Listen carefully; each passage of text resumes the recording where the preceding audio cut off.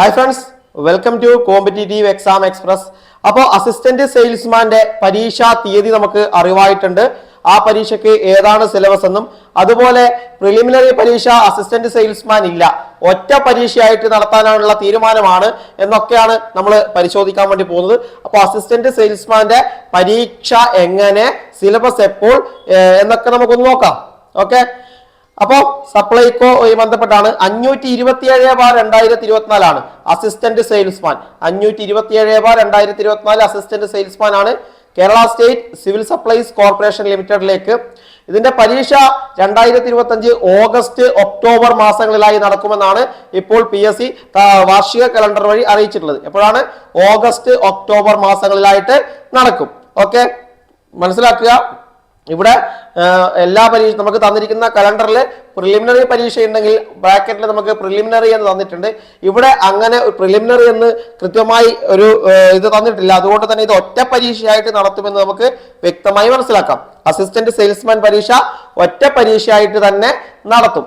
Okay, അതിന് എന്താണ് പ്രിലിംസോ കാര്യങ്ങളോ ഇല്ല, ഒറ്റ പരീക്ഷയായിട്ടാണ്. ഇപ്പൊ നിങ്ങൾക്ക് നമ്മുടെ പ്രൊഫൈൽ വഴി ഈ ഒരു തസ്തികയ്ക്ക് അപേക്ഷ സമർപ്പിക്കാവുന്നതാണ്. 527/2024 ആണ് ഇതിന്റെ കാറ്റഗറി കോഡ്. ഓക്കെ, പരീക്ഷ നടക്കാൻ വേണ്ടി പോകുന്നത് ഓഗസ്റ്റ് ഒക്ടോബർ മാസങ്ങളിലാണ്. അതായത് ഇനി നമുക്ക് അത്രയും 5-6 മാസങ്ങൾ മാത്രമേ ഉള്ളൂ എന്ന് മനസ്സിലാക്കുക. ഓക്കെ, ആ ഒരു കാര്യമാണ് നിങ്ങൾ ഇവിടെ കറക്റ്റ് ആയിട്ട് നോക്കേണ്ടത്. നോക്കാം, ഇത് ജനുവരി ഉണ്ട്, ഫെബ്രുവരി, March, April, May, June, July 6 മാസം ഉണ്ട്. 7-ാം മാസം മുതൽ എപ്പോൾ വേണമെങ്കിലും എന്താണ് നമുക്ക് എക്സാം പ്രതീക്ഷിക്കാം. 7-ാം മാസം മുതൽ എപ്പോൾ വേണമെങ്കിലും പരീക്ഷ നമുക്ക് പ്രതീക്ഷിക്കാം എന്നാണ് നമുക്ക് പറയാനുള്ളത്. ഇനി ഇതിന്റെ സിലബസ് ആണ്, അതായത് ഒറ്റ പരീക്ഷയായിട്ടാണ് പരീക്ഷ ഓഗസ്റ്റ് ഒക്ടോബർ മാസങ്ങളിലായിട്ടാണ് നടക്കുക. അതുപോലെ ഇനി സിലബസ് നമുക്ക് നോക്കാം. ഇതിന്റെ സിലബസ് എന്ന് പറയുന്നത് ഇതാണ്, അതായത് തസ്തികയുടെ മുഖ്യ പരീക്ഷ വിശദമായ സിലബസും മാർക്കും. അതായത് കൃത്യമായി നമുക്ക് ഇതുവരെ സിലബസ് പ്രഖ്യാപിച്ചിട്ടില്ല, പക്ഷേ ഇത് 2020 നടന്ന പരീക്ഷയുടെ ആ ഒരു സിലബസ് ആണ്. അത് തന്നെ ആയിരിക്കും ഇത്തവണയും സിലബസ് ആയിട്ട് വരിക. മാറ്റം വരാൻ സാധ്യത വളരെ കുറവാണ്. ഇതിൽ ഹിസ്റ്ററി അല്ലെങ്കിൽ ചരിത്രം 4 മാർക്ക്, ഭൂമിശാസ്ത്രം 4 മാർക്ക്, ധനതത്വശാസ്ത്രം എക്കണോമിക്സ് 4 മാർക്ക്, ഇന്ത്യൻ ഭരണഘടന 4 മാർക്ക്, കേരളം ഭരണവും ഭരണ സംവിധാനങ്ങളും 3 മാർക്ക്, ജീവശാസ്ത്രവും പൊതുജനാരോഗ്യവും 4 മാർക്ക്, ഭൗതിക ശാസ്ത്രം 3 മാർക്ക്, രസതന്ത്രം 3 മാർക്ക്, കല, കായികം, സാഹിത്യം, സംസ്കാരം 4 മാർക്ക്, കമ്പ്യൂട്ടർ അടിസ്ഥാന വിവരങ്ങൾ 3 മാർക്ക്, സുപ്രധാന നിയമങ്ങൾ 4 മാർക്ക്, ആനുകാലിക വിഷയങ്ങൾ 10 മാർക്ക്, ലഘുഗണിതവും മാനസിക ശേഷിയും നിരീക്ഷണ പാഠ പരിശോധനയും 10 mark, general English 10 mark, Malayalam പ്രാദേശിക ഭാഷ മലയാളം 10 മാർക്ക്, ഭക്ഷ്യ പൊതുവിതരണം സപ്ലൈകോ എന്നിവയുമായി ബന്ധപ്പെട്ട അടിസ്ഥാന വിവരങ്ങൾ 20 മാർക്ക്. ഇങ്ങനെയാണ് ആകെ 100 മാർക്കിന്റെ പരീക്ഷ. ഇങ്ങനെ ആകെ 100 മാർക്കിന്റെ പരീക്ഷയാണ്. ഇതാണ് നമ്മുടെ തസ്തികയുടെ മുഖ്യ പരീക്ഷ അല്ലെങ്കിൽ അസിസ്റ്റന്റ് സെയിൽസ്മാന്റെ ഒറ്റ പരീക്ഷയ്ക്കുള്ള സിലബസും മാർക്ക് വിവരവും എന്ന് പറയുന്നത്. ഇതിനു മുമ്പ് ഇതുപോലെയാണ് ഇതിന്റെ മെയിൻസ് നടത്തിയത്. അതുകൊണ്ട് തന്നെ ഒറ്റ പരീക്ഷ ആകുമ്പോൾ ഈ സിലബസ് തന്നെ ആവർത്തിക്കാനാണ് നമുക്ക് സാധ്യതയുള്ളത്. സിലബസ് വിശദമായി നോക്കിയാൽ പൊതുവിജ്ഞാനത്തിൽ ആദ്യം ചരിത്രമാണ് 4 മാർക്ക്. കേരളവും ഉണ്ട്, ഇന്ത്യയുമുണ്ട്, ലോകവുമുണ്ട്. കേരളത്തിൽ യൂറോപ്യന്മാരുടെ വരവ്, സംഭാവന, മാർത്താണ്ഡവർമ്മ മുതൽ ചിത്ര തിരുനാൾ വരെയുള്ള തിരുവിതാംകൂറിന്റെ ചരിത്രം, സാമൂഹ്യ മത നവോത്ഥാന പ്രസ്ഥാനങ്ങൾ, കേരളത്തിലെ ദേശീയ പ്രസ്ഥാനങ്ങൾ, കേരള ചരിത്രത്തിന്റെ സാഹിത്യ സ്രോതസ്സുകൾ, ഐക്യ കേരളം, 56 ശേഷമുള്ള കേരളത്തിന്റെ സാമൂഹ്യ രാഷ്ട്രീയ ചരിത്രം. ഇതാണ് കേരളവുമായി ബന്ധപ്പെട്ട്. ഇന്ത്യയിലേക്ക് വന്നാൽ രാഷ്ട്രീയ ചരിത്രം, ബ്രിട്ടീഷ് ആധിപത്യം, 1-ാം സ്വാതന്ത്ര്യ സമരം, ഇന്ത്യൻ നാഷണൽ കോൺഗ്രസിന്റെ രൂപീകരണം, സ്വദേശി പ്രസ്ഥാനം, സാമൂഹ്യ പരിഷ്കരണ പ്രസ്ഥാനങ്ങൾ, വർത്തമാന പത്രങ്ങൾ, സ്വാതന്ത്ര്യ സമര ചരിത്രകാലത്തെ സാഹിത്യവും കലയും, സ്വാതന്ത്ര്യ സമരവും മഹാത്മാഗാന്ധിയും, ഇന്ത്യയുടെ സ്വാതന്ത്ര്യാനന്തര കാലഘട്ടം, സംസ്ഥാനങ്ങളുടെ പുനഃസംഘടന, ശാസ്ത്ര വിദ്യാഭ്യാസ സാങ്കേതിക മേഖലയിലെ പുരോഗതി, വിദേശ നയം എന്നിവയാണ് ഇന്ത്യയുമായി ബന്ധപ്പെട്ട്. ലോകത്തിലേക്ക് വന്നാൽ ഇംഗ്ലണ്ടിലെ മഹത്തായ വിപ്ലവം, അമേരിക്കൻ സ്വാതന്ത്ര്യ സമരം, ഫ്രഞ്ച് വിപ്ലവം, റഷ്യൻ വിപ്ലവം, ചൈനീസ് വിപ്ലവം, 2-ാം ലോക മഹായുദ്ധാനന്തര രാഷ്ട്രീയ ചരിത്രം, ഐക്യരാഷ്ട്ര സംഘടന, മറ്റ് അന്താരാഷ്ട്ര സംഘടനകൾ എന്നിവയാണ്. ഇതാണ് ഹിസ്റ്ററി. ഇത്രയും പഠിച്ചാൽ ഇവിടെ 4 മാർക്ക്. ഇനി ഭൂമിശാസ്ത്രവുമായി ബന്ധപ്പെട്ടാണെങ്കിൽ അതിനും 4 മാർക്കാണ്.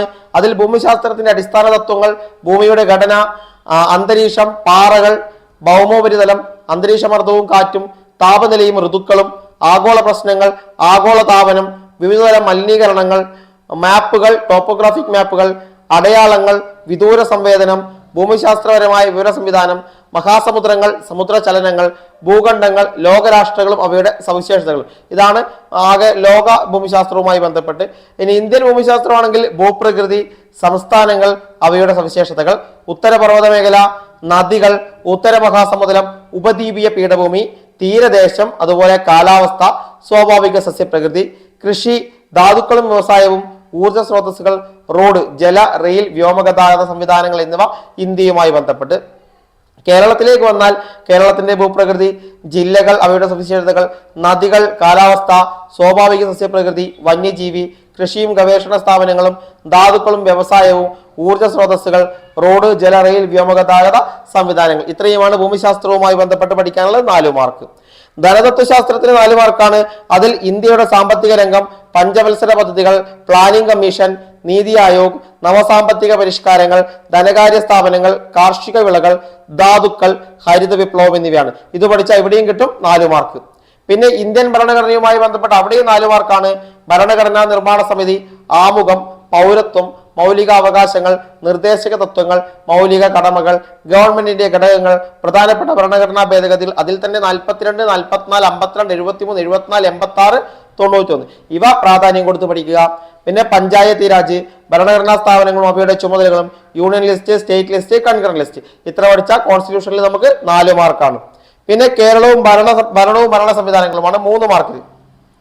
അതിൽ കേരളത്തിലെ സംസ്ഥാന സിവിൽ സർവീസ്, ഭരണഘടനാ സ്ഥാപനങ്ങൾ, വിവിധ കമ്മീഷനുകൾ, സാമൂഹിക സാമ്പത്തിക വാണിജ്യ ആസൂത്രണ അടിസ്ഥാന വിവരങ്ങൾ, ദുരന്ത നിവാരണ അതോറിറ്റി, തണ്ണീർത്തട സംരക്ഷണം, തൊഴിലും ജോലിയും, അതുപോലെ ദേശീയ ഗ്രാമീണ തൊഴിൽ പദ്ധതികൾ, ഭൂപരിഷ്കരണങ്ങൾ, സ്ത്രീകൾ, കുട്ടികൾ, മുതിർന്ന പൗരന്മാർ എന്നിവരുടെ സംരക്ഷണം, സാമൂഹ്യക്ഷേമം, സാമൂഹ്യ സുരക്ഷിതത്വം. ഇതാണ് ഭരണവും ഭരണ സംവിധാനങ്ങളിലും 3 മാർക്ക്.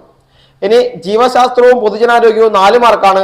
അതിൽ മനുഷ്യശരീരത്തെ കുറിച്ചുള്ള പൊതു അറിവ്, ജീവകങ്ങളും ധാതുക്കളും അവയുടെ അപര്യാപ്ത രോഗങ്ങളും, പിന്നെ സാംക്രമിക രോഗങ്ങളും രോഗകാരികളും, കേരളത്തിലെ ആരോഗ്യക്ഷേമ പ്രവർത്തനങ്ങൾ, ജീവിതശൈലി രോഗങ്ങൾ, അടിസ്ഥാന ആരോഗ്യ വിജ്ഞാനം, പരിസ്ഥിതിയും പരിസ്ഥിതി പ്രശ്നങ്ങളും. ഭൗതിക ശാസ്ത്രത്തിലേക്ക് വന്നാൽ 3 മാർക്കാണ്.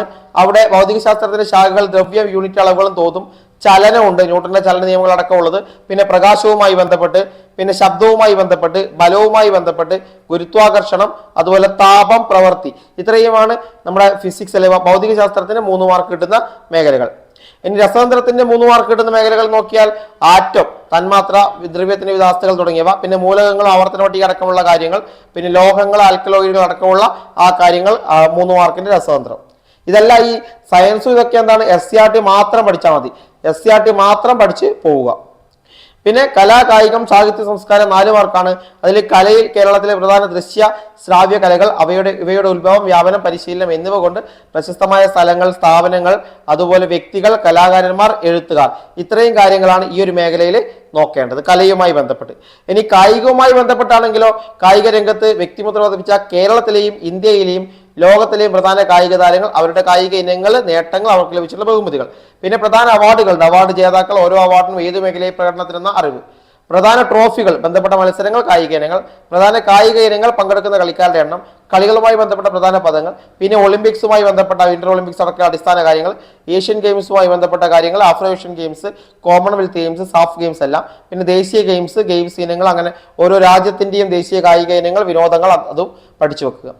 പിന്നെ സാഹിത്യത്തിലേക്ക് വന്നാൽ ഒന്ന് മലയാളത്തിലെ പ്രധാന സാഹിത്യ പ്രസ്ഥാനങ്ങൾ, ആദ്യ കൃതികൾ, കർത്താക്കൾ, ഓരോ പ്രസ്ഥാനത്തിലെയും പ്രധാന കൃതികൾ, അവയുടെ കർത്താക്കൾ, എഴുത്തുകാർ, തൂലികാനാമങ്ങൾ, അപരനാമങ്ങൾ, കഥാപാത്രങ്ങളും കൃതികളും, വരികളും കൃതികളും, എഴുത്തുകാരും, മലയാള പത്രപ്രവർത്തനത്തിന്റെ ആരംഭം, തുടക്കം കുറിച്ചവർ, ആനുകാലികങ്ങൾ, പ്രധാനപ്പെട്ട അവാർഡുകൾ, ബഹുമതികൾ, അവാർഡിന് അർഹരായ എഴുത്തുകാർ, കൃതികൾ, ജ്ഞാനപീഠം നേടിയ മലയാളികൾ, അനുബന്ധ വസ്തുതകൾ, മലയാള സിനിമയുടെ ഉത്ഭവം, വളർച്ച, നാഴികക്കല്ലുകൾ, പ്രധാന സംഭാവന നൽകിയ മലയാള സിനിമയും ദേശീയ അവാർഡും, സംസ്കാരം, കേരളത്തിലെ പ്രധാന ആഘോഷങ്ങളുമായി ബന്ധപ്പെട്ട സ്ഥലങ്ങൾ, പ്രശസ്തമായ ഉത്സവങ്ങൾ, കേരളത്തിലെ സാംസ്കാരിക കേന്ദ്രങ്ങൾ, ആരാധനാലയം, സാംസ്കാരിക അവരുടെ സംഭാവനകൾ. ഇത്രയും പഠിച്ചാൽ അവിടെയും കിട്ടും നമുക്ക് 4 മാർക്ക്. പിന്നെ കമ്പ്യൂട്ടറുമായി ബന്ധപ്പെട്ട അടിസ്ഥാന വിവരങ്ങൾ 3 മാർക്കാണ്. അതിൽ ഹാർഡ്വെയർ ഉണ്ട്, അതിൽ ഇൻപുട്ട്, ഔട്ട്പുട്ട്, മെമ്മറി ഡിവൈസുമായി ബന്ധപ്പെട്ട്. പിന്നെ സോഫ്റ്റ്വെയർ ആണെങ്കിൽ അതിന്റെ classification, operation system, popular application, software package, അതൊക്കെ ബേസിക്സ് ഓഫ് പ്രോഗ്രാമിംഗ്. അത് പിന്നെ കമ്പ്യൂട്ടർ നെറ്റ്വർക്കിൽ ടൈപ്സ് ഓഫ് നെറ്റ്വർക്ക്, ലാൻ, മാൻ തുടങ്ങിയവ, പിന്നെ നെറ്റ്വർക്ക് ഡിവൈസസ്. പിന്നെ ഇന്റർനെറ്റിലാണെങ്കിൽ സർവീസസ്, WWW അടക്കമുള്ള കാര്യങ്ങൾ, social media, web designing, e governance പഠിക്കുക. പിന്നെ സൈബർ ക്രൈംസ് ആൻഡ് സൈബർ ലോയില് ടൈപ്സ് ഓഫ് സൈബർ ക്രൈംസും, IT act and other laws എന്നിവ അവയർനെസ് ലെവലിൽ പഠിച്ചു വെച്ചേക്കുക. ഓക്കെ. ഇതാണ് കമ്പ്യൂട്ടറുമായി ബന്ധപ്പെട്ട്. പിന്നെ സുപ്രധാന നിയമങ്ങൾ എന്ന് പറഞ്ഞ 4 മാർക്കുണ്ട്. അതിൽ നമ്മുടെ വിവരാവകാശ നിയമം, അതിന്റെ മുഴുവൻ കാര്യങ്ങൾ, പിന്നെ ഉപഭോക്തൃ നിയമം, പിന്നെ നമ്മുടെ പ്രൊട്ടക്ഷൻ ഓഫ് വേൾഡ്, അതായത് SC/ST നിയമം, പിന്നെ national minority commission, human rights commission, state human rights commission അടക്കമുള്ള കാര്യങ്ങൾ. പിന്നെ വുമൺസിന്റെ വരുമ്പോൾ അവിടെ നമുക്ക് national and state woman commission വേണം, ഡൊമസ്റ്റിക് ആക്ട് വയലൻസ് ആക്ട് പഠിക്കണം, പിന്നെ പോക്സോ ആക്ടും 2012 കൂടെ അവിടെ പഠിച്ചു പോവുക. അതാണ് 4 മാർക്ക്. പിന്നെ ആനുകാലിക വിഷയങ്ങൾക്ക് 10 മാർക്കാണ്. ആനുകാലിക വിഷയങ്ങൾ 10 മാർക്കിന്, ചിലപ്പോൾ അത് 12 മാർക്കിനൊക്കെ ചോദിച്ചിട്ടുണ്ട്, പഠിച്ചേക്കുക. പിന്നെ കണക്കിൽ 10 മാർക്കാണ്. അതിൽ ലഘുഗണിതത്തിന് 5 മാർക്ക്. അതിൽ സംഖ്യകളും അടിസ്ഥാന ക്രിയകളും ഭിന്നസംഖ്യകളും ദശാംശ സംഖ്യകളും ശതമാനം, ലാഭവും നഷ്ടവും, അതുപോലെ സാധാരണ പലിശയും കൂട്ടുപലിശയും, അംശബദ്ധവും അനുപാതവും, സമയവും ദൂരവും, സമയവും പ്രവൃത്തിയും, ശരാശരി, കൃത്യംഗങ്ങൾ, ജാമിതീയ രൂപങ്ങളുടെ ചുറ്റളവ്, വിസ്തീർണം, വ്യാപ്തം തുടങ്ങിയവ പ്രോഗ്രഷനുകൾ. ഇത്രയാണ് 5 മാർക്കിന്റെ ലഘുഗണിതം. പിന്നെ 5 മാർക്കിന്റെ മാനസിക ശേഷിയും നിരീക്ഷണപാഠം. അതിൽ ശ്രേണികൾ, സംഖ്യാശ്രേണികൾ, അക്ഷര ശ്രേണികൾ, ഗണിത ചിഹ്നങ്ങൾ ഉപയോഗിച്ചുള്ള പ്രശ്നങ്ങൾ, സ്ഥാനനിർണയ പരിശോധന, സമാന ബന്ധങ്ങൾ, ഒറ്റയാനെ കണ്ടെത്തുക, സംഖ്യ അവലോക പ്രശ്നങ്ങൾ, കോഡിങ്ങും ഡീകോഡിങ്ങും, കുടുംബ ബന്ധങ്ങൾ, ദിശാവബോധം, ക്ലോക്കിലെ സമയവും പ്രതിബിംബവും, കലണ്ടറും തീയതിയും, ക്ലറിക്കൽ ശേഷി പരിശോധിക്കുന്നതിനുള്ള ചോദ്യങ്ങൾ. ഇത്രയാണ് 5 മാർക്കിന്റെ മറ്റു കാര്യങ്ങൾ. പിന്നെ 10 മാർക്കിന്റെ ഇംഗ്ലീഷിൽ 5 മാർക്ക് ഇംഗ്ലീഷ് ഗ്രാമറിനാണ്. അത് types of sentences and interchange of sentence, different parts of speech, agreement of subject and verb, articles, primary and modal auxiliary verbs, question tag, infinitive and gerunds, tenses in conditional sentences, prepositions, use of correlatives, direct and indirect speech, active and passive voice, correction of sentences എന്നിവ 5 മാർക്കിന്. ഇനി 5 മാർക്കിന്റെ vocabulary ഉണ്ട്. അതിൽ singular, plural, change of gender, collective noun, word formation of from other words, use of prefix or suffix, compound words, synonyms, antonyms, phrasal verbs, foreign words and phrases, one word substitutes, confused words, spelling test, idioms and meaning. ഇത് പഠിച്ചാൽ ഇവിടെ 5 mark, ആകെ 10 mark. പിന്നെ മലയാളത്തിനാണ് 10 mark. അതിൽ പദശുദ്ധി, വാക്യശുദ്ധി, പരിഭാഷ, ഒറ്റപ്പദം, പര്യായം, വിപരീത പദം, ശൈലികൾ, പഴഞ്ചൊല്ലുകൾ, സമാന പദം, ചേർത്തെഴുതുക, സ്ത്രീലിംഗം, പുല്ലിംഗം, വചനം, പിരിച്ചെഴുതൽ, ഘടകപദം അഥവാ വാക്യം ചേർത്തെഴുതുക എന്നിവയാണ്. ഇത്രയും പഠിച്ച 10 മാർക്കാണ്. ഇതെല്ലാം നമുക്ക് PYQ വെച്ച് മുന്നേറാം. അതായത് MEM, മലയാളം, ഇംഗ്ലീഷ്, മാത്സ്, അതായത് മാത്സ്, ഇംഗ്ലീഷ്, മലയാളം എന്നിവ PYQ തന്നെ ഏറ്റവും കൂടുതലായിട്ട് ആശ്രയിച്ച് അതിനനുസരിച്ചുള്ള ക്വസ്റ്റ്യങ്ങളുമായി ബന്ധപ്പെട്ട് മുന്നോട്ട് പോവുക. ഓക്കെ. പിന്നെ ബാക്കിയുള്ളതിന് SCRTക്ക് പ്രാധാന്യം കൂടുതൽ കൊടുത്ത് പഠിക്കുക. അടുത്തത് സ്പെഷ്യൽ ടോപ്പിക്കില് ഭക്ഷ്യ പൊതുവിതരണം, സപ്ലൈകോ എന്നിവയുമായി ബന്ധപ്പെട്ട അടിസ്ഥാന വിവരങ്ങൾ 20 മാർക്കാണ്. അതിൽ 5 മാർക്ക് എന്ന് പറയുന്നത് സപ്ലൈകോയെ കുറിച്ചുള്ള ചോദ്യങ്ങളാണ്. കേരള സ്റ്റേറ്റ് സിവിൽ സപ്ലൈസ് കോർപ്പറേഷനുമായി ബന്ധപ്പെട്ട 5 മാർക്കിന്റെ ചോദ്യങ്ങൾ. പിന്നെ public distribution system Kerala and food in supplies, അതായത് 5 മാർക്ക്. അതായത് കേരളത്തിൽ പൊതുവിതരണ സംവിധാനവും ഭക്ഷ്യ പൊതുവിതരണ വകുപ്പുമായി ബന്ധപ്പെട്ട ചോദ്യങ്ങൾക്ക് 5 മാർക്ക്. പിന്നെ ഉപഭോക്തൃ ബന്ധവുമായി ബന്ധപ്പെട്ട ചോദ്യങ്ങൾക്ക് 5 മാർക്ക്. പിന്നെ ചില്ലറ വ്യാപാരം, വിപണനം, കച്ചവട തന്ത്രങ്ങൾ എന്നിവയുമായി ബന്ധപ്പെട്ട് 5 മാർക്ക്. ഇങ്ങനെയാണ് ആകെ 100 മാർക്കിന്റെ സിലബസ്. 80 മാർക്കിന്റെ പൊതുവായ സാധാരണ രീതിയിലുള്ള സിലബസും 20 മാർക്കിന്റെ സ്പെഷ്യൽ ടോപ്പിക്കുമാണ്.